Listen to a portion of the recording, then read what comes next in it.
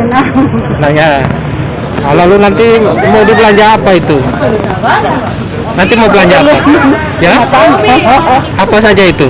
Beras, kelapa, gula. Mudah-mudahan bisa membantu ya. Iya.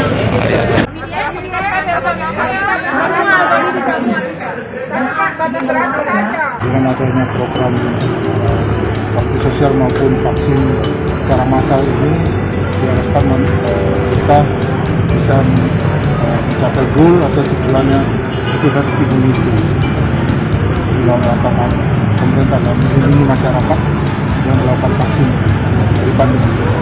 Tempat voucher disebutkan Pak, apakah ini tradisi saja atau mungkin ini strategi bisnis supaya memacu mereka datang ikut vaksinasi Pak? Enggak juga, saya kira ini adalah supaya lebih mudah untuk penyampaian, sekaligus juga kita memberikan pesan yang positif.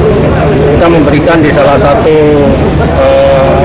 map ya, supaya bisa lebih mudah mereka kebutuhannya apa, dengan jumlah nominal 100.000.